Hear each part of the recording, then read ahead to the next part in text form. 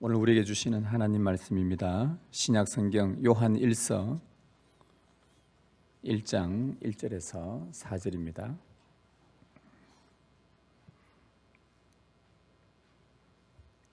신약 성경 388면에 있습니다. 요한 1서 1장 1절에서 4절 우리 말씀을 같이 읽도록 하겠습니다. 태초부터 있는 생명의 말씀에 관하여는 우리가 들은 바요 눈으로 본 바요 자세히 보고 우리 손으로 만진 바라. 이 생명이 나타내신 바 된지라. 이 영원한 생명을 우리가 보았고 증언하여 너희에게 전하노니 이는 아버지와 함께 계시다가 우리에게 나타내신 바 된 이시니라.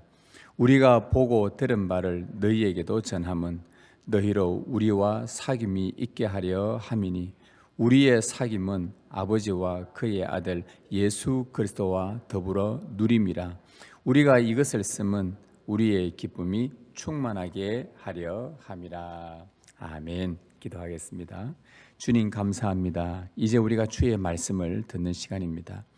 주 성령께서 이 시간 조명하여 주셔서 우리의 마음을 열고 우리의 눈을 열어 주의 말씀을 듣고 볼 수 있게 하옵소서. 우리는 뒤로 감추어 주시고 오직 이 시간 이 강단에서 주님의 말씀만 온전히 드러나게 하옵소서. 주님, 우리가 주의 말씀을 듣겠습니다. 이제 우리에게 말씀하여 주시옵소서.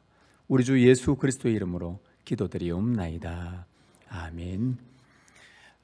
오늘 요한 1서 1장 1절에서 4절 말씀을 읽었습니다. 오늘은 1절, 2절 중심으로 계시된 영원한 생명이란 제목으로 나누고 다음 주에 3절, 4절을 중심으로 이 영원한 생명과의 사귐에 대해서 좀 함께 나누어 보도록 하겠습니다.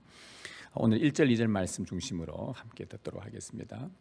초대교회 때부터 약 2000년의 교회 역사를 살펴보면 교회는 항상 두 가지 어려움에 직면했었습니다. 하나는 외부로부터의 핍박이었고 또 하나는 내부의 잘못된 가르침이었습니다. 외부의 박해와 내부의 잘못된 가르침은 늘 교회를 괴롭혔습니다. 그리고 교회 분열이라는 고통스러운 아픔까지 이렇게 가져다 주었습니다. 당시 1세기 교회는 로마 제국으로부터 참 잔인하고도 약 250년간의 기나긴 박해를 받았습니다. 지금도 오늘 우리가 살고 있는 이 시대도 예수를 싫어하고 기독교를 적대하며 교회를 핍박하는 나라와 사람들이 존재합니다. 규모가 크고 작을 뿐이고 또 공개적이고 비공개적으로 처형할 뿐이지 세상으로부터의 박해는 피할 수 없는 현실입니다. 근데 문제는 이런 핍박으로 신자들이 하나둘씩 교회를 떠나면서 믿음을 떠나면서 교회 안에 서서히 양분되어지며 분열이 야기된다는 것입니다. 자, 핍박을 받다 보면 핍박 중에는 이 당시 때만 해도 죽음이라는 두려움이 엄습해 옵니다. 그 두려움이 몰려오면 예수 그리스도를 부인하는 자들과 또 예수 그리스도를 믿는 믿음을 끝까지 지키는 자들이 그 갈등을 일으키다가 결국 나뉘어지는 것을 보게 됩니다. 예수님을 믿고 신앙생활을 같이 하며 주님의 살과 피를 먹고 나누는 성찬을 나누었던 신앙의 동료가 믿음을 떠나는 것입니다. 예수님의 씨 뿌리는 비유에서 복음을 기쁨으로 받았으나 환난과 박해로 말미암아 넘어지는 돌밭이 있다는 것을 이들은 익히 들어서 알고는 있었지만 그 배교 현장을 눈앞에서 딱 겪었을 때는 그들에게 정신적인 충격은 매우 컸었습니다. 그리고는 의문이 들었던 것이죠. 과연 교회를 떠난 믿음을 떠난 그들에게 지금까지 예수님은 그들에게 누구였던가? 어떤 분이었던가? 예수가 누구였길래? 예수가 아무것도 아니었는가? 그래서 예수를 떠나고 믿음을 버리게 되는가? 그리고 나는 그러면 앞으로 이 계속되는 박해에서 믿음을 지켜나갈 수 있을 것인가? 이런 의문과 이런 마음의 걱정들로 채워지게 된 것입니다. 자, 그리고 이런 외부로부터의 박해와 함께 또 교회가 늘 겪었던 다른 어려움은 교회 내부의 또 잘못된 가르침이었습니다. 잘못된 이 가르침의 내용은 그 당시 1세기 때 사회에서 세상에서 유행하던 것이었는데 바로 그 가르침의 내용이 영은 선하고 육은 악하다는 가르침이었습니다. 이거는 예수님 당시 때에 헬라 제국, 그 로마 제국 시대 때에 로마 제국은 헬라 제국의 문명을 그대로 받아들이고 있었는데 그 당시 때는 이원론적 사고, 즉 영과 육의 철저한 분리를 가르쳤습니다. 영은 선하고 영은 좋은 것이고 악은 이 몸은 악하고 타락하고 죄짓고 이제 이렇게 분리시켜 놓았습니다. 이 사상이 아주 굉장히 강했었죠. 자, 그러다 보니 가장 심한 타격을 입는 기독교 교리가 바로 예수님의 성육신이었습니다. 사람의 몸을 입고 이 땅에 내려오셨다는, 우리는 이것을 철저하게 믿고 있는데 여기에 대해서 심각한 문제가 발생한 것입니다. 자, 예수님이 육신을 입으신 하나님이신데 그들의 교리에 따르면 영이신 하나님은 선하시고, 근데 그 선하신 하나님이 어떻게 부정하고 악한 육을, 몸을 입을 수 있냐는 것이죠. 따라서 육신을 입은 예수는 하나님이 아니라는 결론을 내리게 된 것입니다. 아, 그렇구나. 영은 선하고 육은 더럽고 부정하고 악한데 사람의 몸을 입었다, 하나님이. 이게 말이 안 되는 거구나. 있을 수 그러니 예수님은 하나님이 아니시구나. 이런 혼란스러운 가르침이 생긴 겁니다. 자, 그리고 육신을 입지 않았다는 말은 몸이 부활했다는 말도 거짓말이 되는 것입니다. 육신을 입지 않았는데 어떻게 몸이 부활할 수 있냐? 예수님의 부활도 거짓말이 되는 것이고, 또 한 가지는 이 육은 악해서 구원받을 수 없다는 결론입니다. 육은 악하고 부정해서 더러워서 구원받을 수 없으니 죽을 때까지 죄를 지어도 괜찮다는 겁니다. 육은. 그래서 성적 방종을 아주 일삼았습니다.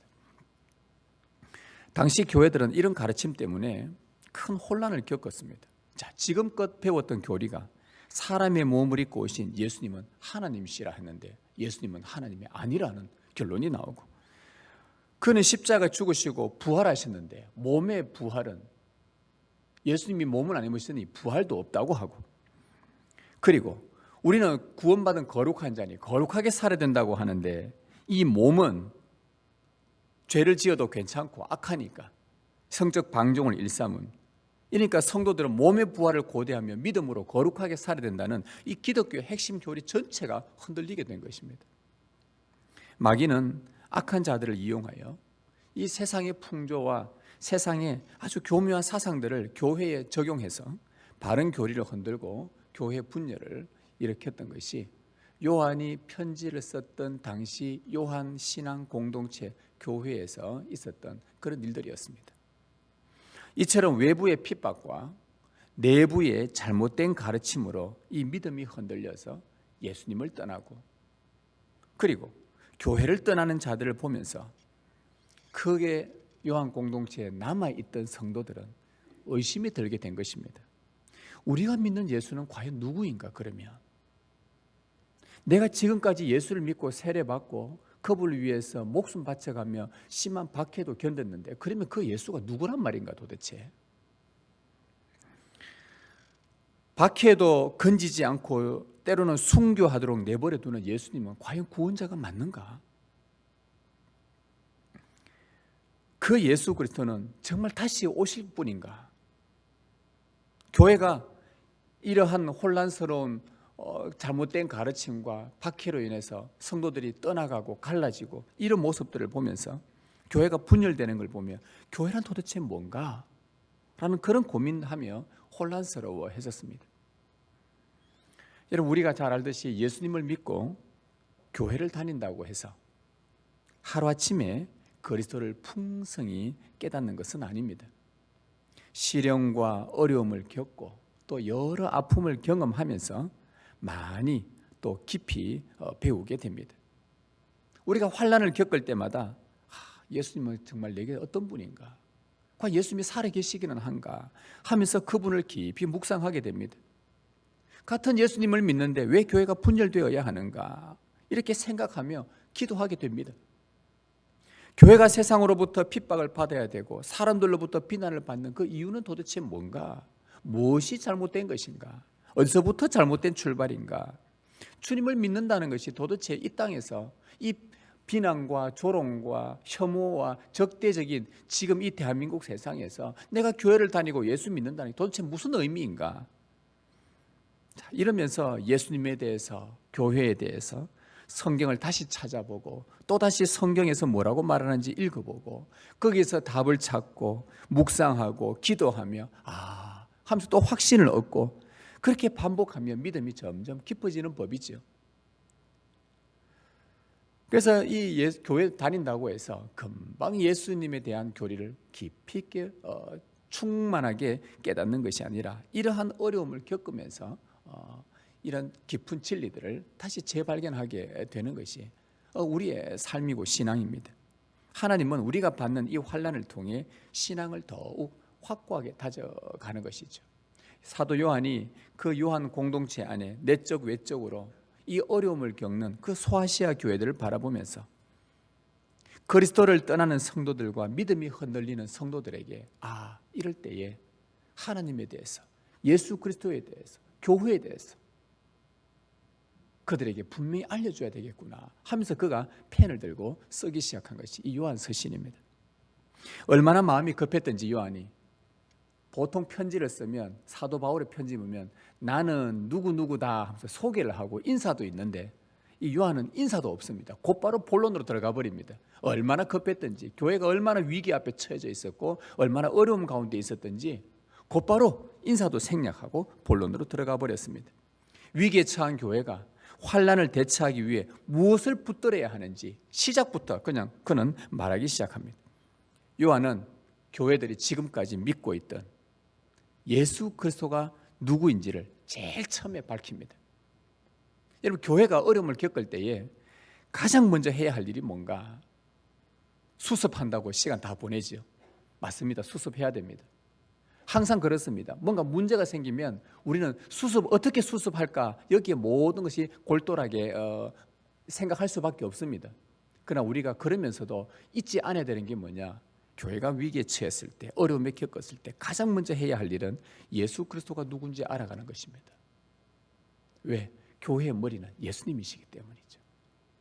예수가 누군지 분명히 알기 시작하면 교회는 의외로 회복이 빨라집니다.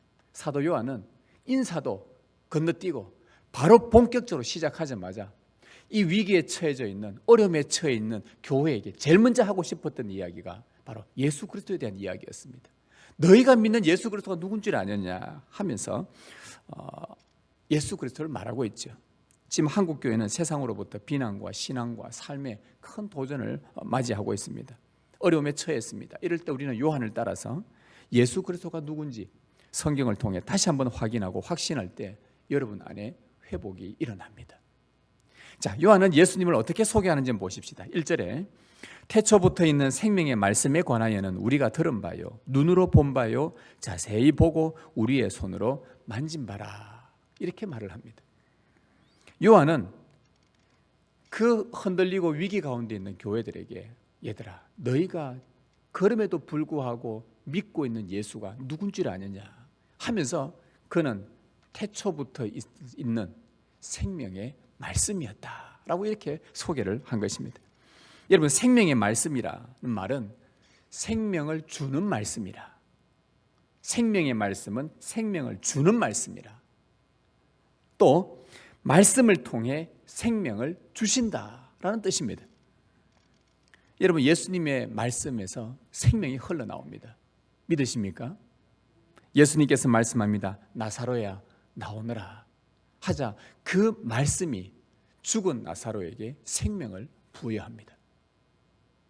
소녀야 달리다굼 일어나라 하니까 그 말씀이 죽은 그 소녀에게를 일으킵니다. 주님의 말씀은 곧 생명이었습니다. 생명의 말씀이었습니다. 이처럼 예수님은 죽은 자를 살리고 병든 자를 고치며 저는 자를 일으키는 생명의 말씀이십니다. 요한은 이 생명을 주는 예수님을 직접 보았다고 했고 가까이서 들었다고 했고 손으로 만진 바로 당사자였습니다. 그런데 그 생명의 말씀이 자기도 2000년 전에 예수님을 처음 만나서 그분으로부터 생명의 말씀을 들었는데, 그래서 이스라엘 땅에서 2000년 전에 시작된 줄 알았는데, 요한이 자세히 살펴보니 그 생명의 말씀의 근원은 바로 태초부터 있었던 말씀이었다는 고백입니다. 요한은 위기에 처해져 있는 교회에 서신을 보내면서 인사도 생략할 정도로 제일 먼저 말해주고 싶었던 것은 생명의 말씀인 이것의 기원이었습니다. 요한 1서 제일 처음에 나오는 그 단어가 호엔 프로스 아르케, 태초부터 있는 것, 바로 그것. 인사도 없어요. 태초부터 있는 바로 그것. 그것이 생명의 말씀이었다. 태초부터 있었다. 이게 태초부터 있다라는 이걸 요한이 강조하는 거예요. 이 서신에 제일 처음에 내비친 것이 태초부터 있는 생명의 말씀이었단 말이에요. 이것을 말해주고 싶었던 거예요. 생명의 말씀이신 예수님은 바로 태초부터 있는 분이란 뜻입니다. 여러분, 태초부터 있다라는 말, 태초에라고 하면 제일 먼저 떠올려지는 성경 구절이 있습니까? 창세기 1장 1절에 성경 제일 첫 번째 구절에 태초에 하나님이 천지를 창조하시니라. 이 태초는 아무것도 없는 시작, 처음이라는 뜻입니다. 태초에 하나님이 천지를 창조하셨다.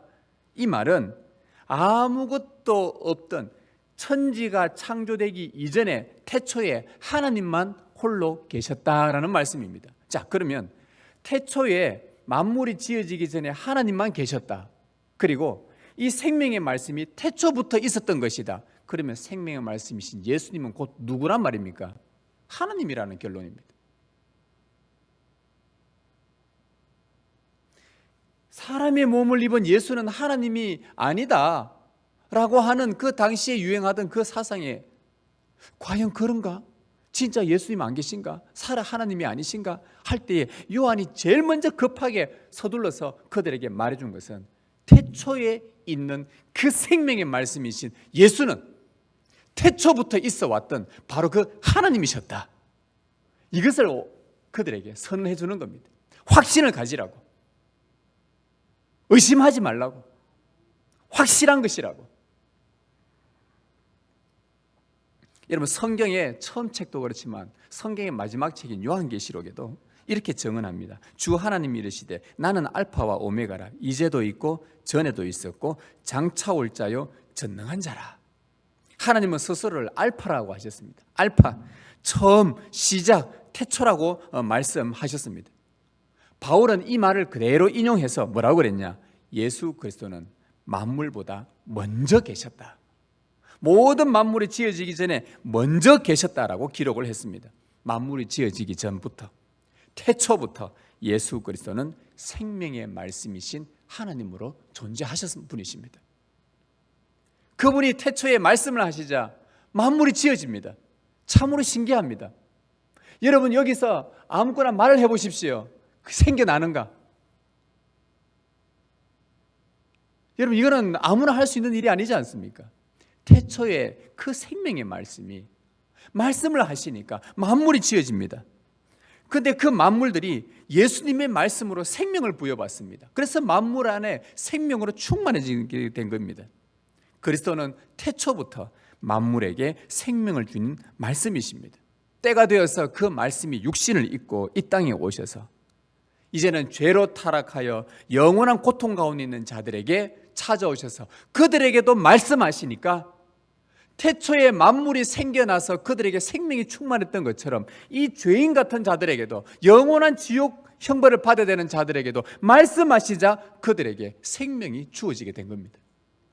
태초에 행하셨던 그 행위나 지금 이 땅 2000년 전에 오셔서 말씀하신 그 예수님이나 지금 이 자리에서 이 예배 시간에 말씀하고 계시는 그 예수님은 변함없이 태초부터 있어온 생명의 말씀이신 바로 하나님이십니다. 지금 요한은 외부의 박해와 내부의 거짓 가르침으로 흔들리는 교회들에게 예수님이 과연 누구인가? 내가 믿는 예수님은 정말 살아있는 분이신가? 진짜 맞는가? 라는 그런 의문을 가진 그 교회에 다 흩어지고 갈라지고 남아있는 그 자들에게 지금 이렇게 외치고 있는 것입니다. 너희가 믿고 받아들인 예수 그리스도는 태초부터 있는 말씀으로 너희에게 생명을 주신 하나님이시다. 세상으로 돌아가지 마라. 세상은 예수님께서 말씀으로 지은 만물에 불과하다. 우리는 세상으로 돌아가는 것이 아니라 태초의 말씀으로 세상을 창조하신 그리스도께로 돌아가야 한다. 그리스도는 교회를 위해 죽으시고 부활하신 분이시다. 지금 외부의 박해와 내부의 거짓 가르침으로 교회가 흔들리고 있지만, 그러나 교회의 머리신 그리스도는 교회를 붙들고 계신다. 그는 세상에 휘둘리는 분이 아니라 오히려 세상을 지으신 창조주로서 세상을 주관하시며 교회를 보호하시는 분이다. 교회에 생명을 주신 분이시다. 너희를 붙들고 있는 그리스도는 태초부터 계신 하나님이시니 두려워하지 말아라. 낙심하지 말아라. 흔들리지 말아라. 예수 그리스도께서 다시 생명 주시기를 바라보아라. 지금 요한이 이렇게 편지대로 외치고 있는 것입니다. 세상의 거대한 벽 앞에서 우리의 믿음이 약해지고, 더군다나 요즘 코로나 감염으로 이 코로나가 이 교회가 발원지인 것처럼 그렇게 이런 일들로 인해 우리가 어디 가서 교회 다닌다고 말하기도 참 껄끄럽고 잔뜩 움츠러져 있고 마치 패배의식 가진 사람처럼 그렇게 살아가고 있을지 모르겠습니다. 그러나 여러분이 누구로부터 생명을 받았는지, 누구의 손에 붙들렸는지를 다시 확신하시길 바랍니다.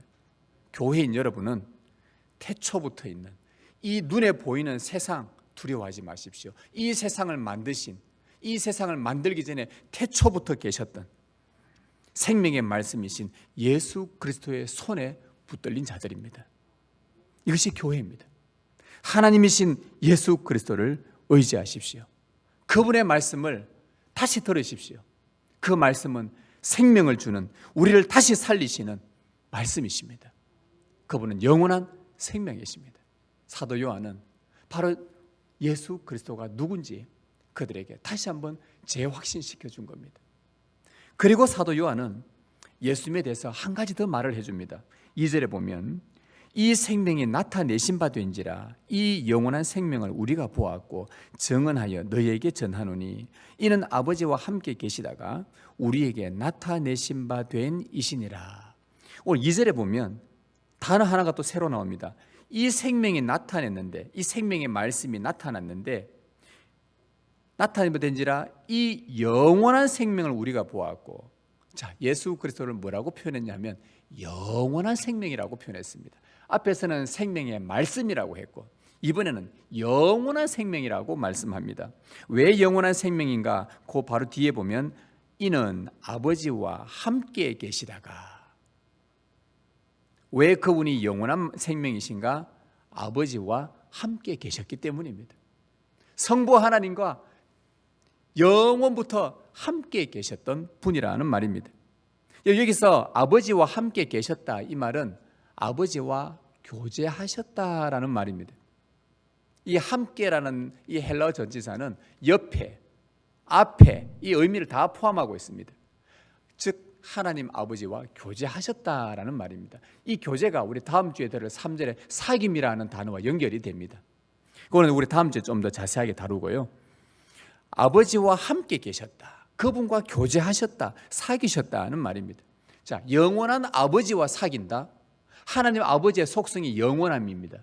그런데 그 아버지와 사귄다는 말은 예수 그리스도도 곧 영원한 분이라는 말이죠. 영원한 분과 교제하는 것이 영원하지 않고서 어떻게 가능하겠습니까? 일시적이고 없어지고 사라지고 금방 죽을 거예요. 어떻게 영원한 하나님과 교제가 이게 지속됩니까? 이게 끝나버리는데. 그래서 예수 그리스도는 영원한 생명이라. 따라서 여러분, 영원한 생명은, 즉 우리 줄여서 영생이라고 하죠. 영생이라는 것, 영원한 생명이란 우리의 이 생물학적인 이 생명, 이 육신의 생명이 병들지 않고 죽지 않고 오래도록 죽지 않고 사는 것이 영생이 아니라 예수 그리스도와 교제하는 것이 영생입니다. 그래서 이 요한은 그 훨씬 이전에 요한복음에서 영생은 이것이니 하면서 하나님 아버지와 그가 보내신 자 독생자 예수 그리스도를 아는 것이라. 교제를 통해, 사귐을 통해서 그분을 아는 충만한 지식으로 채워지는 것이 곧 영원한 생명을 얻는 것이다. 그렇게 말씀을 합니다. 여러분, 예수님을 주와 그리스도로 믿으면, 여러분들이 예수님을 주와 그리스도로 믿고 있습니다. 믿으면은 처음에 우리 안에 생명이 들어옵니다. 아까 생명의 말씀이신 주님이 들어오시는 거죠. 예수님을 믿으면 처음에 생명이 들어옵니다. 그 다음에 이 받은 이 생명이 영원으로 이어지는 방법은 예수 그리스도와 교제하는 것입니다. 믿을 때는 생명이 들어오고 믿는 바를 계속 교제 속에 지속해 나가면 이 생명이 영원으로 이어져서 영원한 생명이 된다는 말입니다. 그래서 영원한 생명은 아버지와 그의 아들 예수 그리스도와 교제하면서 그 하나님을 충만하게 알아가는 것이 영원한 생명입니다. 요한이 위기에 흔들리는 교회에 편지를 쓰면서 그리스도를 영원한 생명이라고 말한 이유는 교회가 예수 그리스도와 교제를 지속해 나갈 때 어떤 환난에도 박해에도 거짓 가르침에도 승리할 수 있다고 권면해 주기 위해서입니다. 예수 그리스도와 계속 교제해 나가라. 하나님을 계속 알아가라. 핍박과 속임수는 항상 있을 것이다. 여러분, 이 세상에요, 사랑, 믿음과 소망과 사랑은 항상 있을 것인데 이와 만만치 않게 항상 있는 게 뭐냐? 핍박과 속임수와 거짓 가르침은 항상 있을 것입니다. 주님 오실 때까지 있을 것인데, 그런 영향에 미혹되어 믿음 저버리지 말고 죽는 한이 있더라도 예수 그리스도와의 교제를 놓치지 말아라. 그분과의 사귐을 놓치지 말아라. 그분을 알아가는 지식의 충만함을 놓치지 말아라. 그 교제를 통해 너희가 영원한 생명에 이르게 된다는 것을 지금 요한이 이걸 강조해 주고 있는 것입니다. 여러분, 본래 이 영원한 생명은 언제 우리가 받느냐 하면 주님이 재림하실 때 새하늘과 새 땅에서 우리가 이 영원한 생명을 받습니다. 그렇잖아요. 새하늘과 새 땅이면 우리가 영원한 생명으로 이어지니까 영원한 생명은 새하늘과 새 땅에 주님 재림하실 때 받는 겁니다. 본래는. 그런데 지금 오늘 요한은 뭐라 그러냐? 예수 그리스도와 교제하고 사귀면 영원한 미래에서 올 그 영원한 생명을 앞당겨서 미리 교회에서 지금 누리게 된다는 것입니다. 새하늘과 새 땅에서 받을 영원한 생명을 미리 앞당겨서 그리스도와 교제해 나갈 때에 이것을 미리 누린다는 말씀입니다. 자, 그러면 보십시오.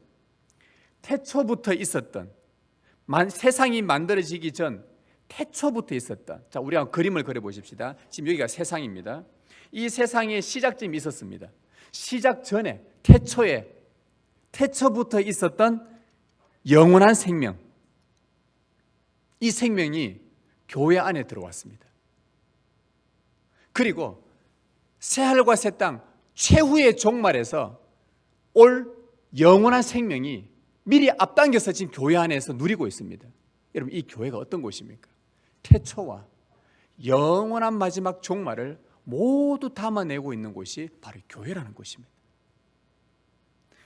예배로 모여있는 성도들의 모임, 이곳이 얼마나 위대하고 얼마나 존귀스럽고 얼마나 대단한 곳, 얼마나 놀라운 곳인지 아십니까? 태초부터 마지막 종말까지, 영원부터 영원까지 모두를 담아내고 있는 것이 바로 이 교회인 것입니다. 영원한 아버지와 그리스도가 성령으로 이곳에 계셔서 우리와 사귐으로 하나님을 더 깊이 알아가는 충만한 지식에 이르는 축복된 장소가 바로 성도들의 모임인 이 교회입니다. 교회가 얼마나 위대합니까? 영원한 생명이신 예수 그리스도를 믿는 여러분이 얼마나 신비하고 영원한 존재인지 여러분 아시겠습니까? 옆에 있는 지체가 별 볼 일 없는 존재가 아닙니다. 세상이 교회를 비난하고 별것 아닌 것처럼 여기고 아무것도 아닌 것처럼 여길지 몰라도 여러분, 이 교회는 태초부터 새초부터 새말까지 영원을 담고 있는 곳이 바로 교회입니다. 이곳에 하나님이 계시고 그리스도가 계시고 성령님이 계시는 그분과의 사귐을 통해 태초부터 끌어오고 영원한 미래까지 끌고 와서 영원한 생명을 누리는 곳이 바로 이 교회입니다. 창세전에 그리스도께서 하나님 아버지와 가지셨던 그 영광스러움이 교회에 주어졌습니다. 교회인 우리는 예수 그리스도와 깊이 사귀어 나갈 때에 바로 아버지의 영광을 얻게 되는 것입니다.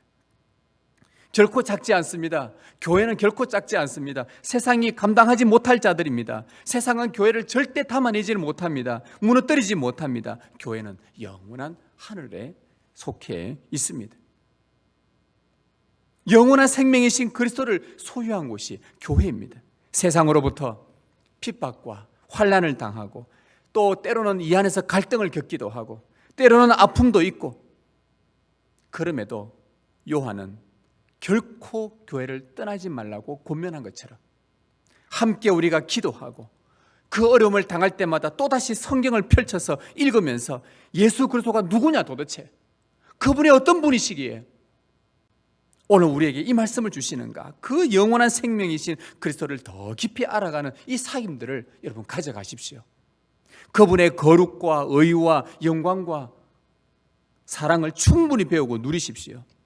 그리스도를 믿는 다른 성도들과도 함께 사귀면서 그분 안에도 교회고 이 안에도 영원한 생명이 있고 저 성도에도 영원한 생명이 있고 이들이 함께 모여서 서로 사귀면서 태초부터 있었던 영원한 생명, 세상 이후에도 영원히 존재할 영원한 생명을 함께 나누십시오.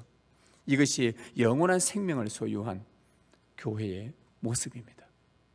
이것이 교회입니다. 이것이 교회의 영광입니다. 이것이 교회의 위대함입니다. 이것이 생명의 역사입니다. 태초부터 계셨던 그 하나님의 아들, 영원한 생명이신 예수 그리스도는 육신을 입고 이 땅에 오셨습니다. 2000년 전에 사람의 눈에 보이도록 나타내셨습니다. 오늘 말씀에서도 나타나셨으니 사람들의 귀에 들리도록 말씀하셨고 사람들이 만질 수 있도록 자기 자신을 온전히 내어 주셨습니다. 요한은 그리스도가 나타내신 바 되었다고, 사람의 몸을 입고 하나님이 이 땅에 나타내신 바 되었다고 두 번이나 반복해서 강조를 합니다. 오늘 1절 2절에만 두 번이에요. 나타내신 바 되었다, 나타내신 바 되었다. 분명히 나타나신 것입니다. 이 당시 때에 앞에서 말씀드렸던 그 이상한 잘못된 가르침, 예수님은 몸을 입었으니 하나님이 아니다, 그럴 수 없다, 그런 가르침을 완전히 눌러버리는 요한의 기록은 내가 봤다, 내가 들었다, 내가 만졌다. 그분은 자세히 살펴보니 태초부터 계셨던 분이셨더라. 하나님이 반드시 사람의 몸을 입고 이 땅에 오신 것을 내가 보았고 들었고 만져봤다.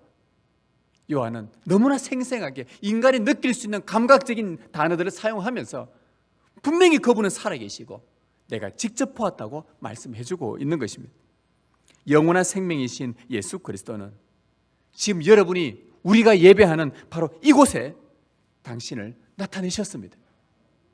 성령으로 나타내셨습니다. 우리가 들을 수 있도록 그리스도는 지금 성령으로 여러분의 심령에 말씀하고 계십니다. 눈으로 볼 수 있도록, 예수 그리스도를 여러분의 손으로 만질 수 있도록 성령님은 생생하게 예수 그리스도를 지금 알리고 계십니다.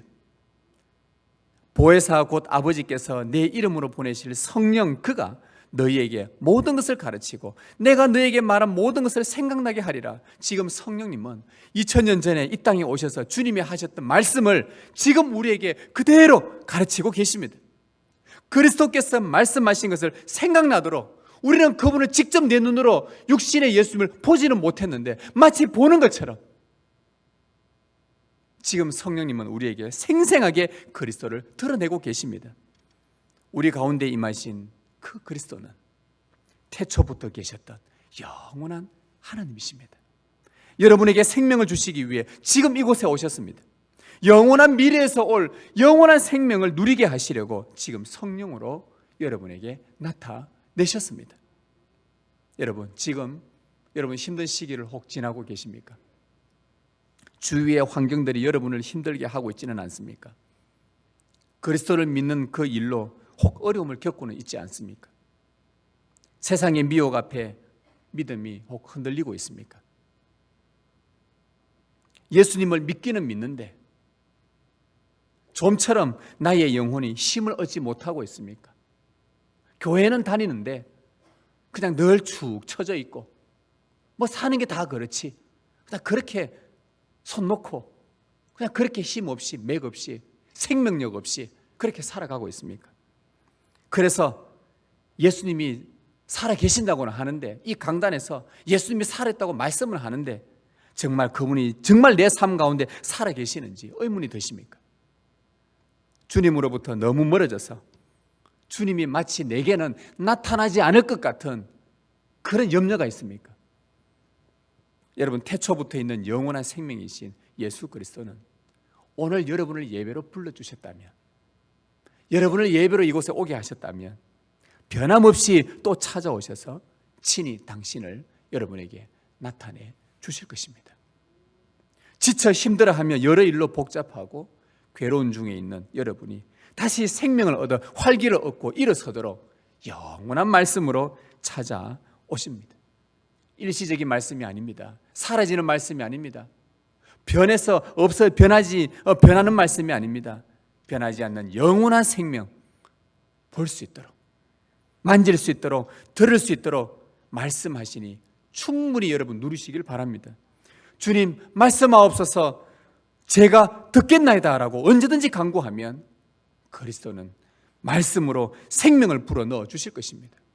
주님, 저에게 보여주시옵소서라고 언제든지 구하면 성령님은 예수 그리스도와 그분의 말씀을 여러분에게 선명하게 보여주실 것입니다. 교회가 세상으로부터 비난을 받고 적대적이며 신뢰가 무너지는 오늘 이 시대에 우리는 다시 한번 이 땅에 나타나신 영원한 생명 예수 그리스도께 집중하시기를 바랍니다. 나의 사랑대 어여쁜 자야, 일어나서 함께 가자. 우리가 지난주 이 설교를 들었습니다. 이 주님의 목소리를 들으시길 바랍니다. 하나님께 돌아가서 생명의 말씀을 다시 펼쳐 읽고 들을 때에, 기도로 교제해 나갈 때에 여러분 안에 정말 생명의 역사가 다시 태동하고 교회는 회복할 수 있습니다. 회복은 다른 곳에서 시작되는 것이 아니라 영원한 생명이신 예수 그리스도를 믿는 믿음 안에서 그분과의 사귐으로 말미암아, 그분을 알아가는 지식의 충만함으로 말미암아 반드시 여러분의 삶에는 회복이 일어납니다. 생명이 다시 일어납니다. 세상 앞에 두려워 떨지 않을 수 있습니다. 미혹 앞에 넘어지지 않을 것입니다. 예수 그리스도를 아는 바른 지식과 충만한 확신으로 믿음을 지켜 나가시길 바랍니다. 계시된 영원한 생명 예수 그리스도만이 세상의 위협 앞에서도 두려워 떨던 지구상의 모든 주님의 교회들이 승리할 수 있는 유일한 근거입니다.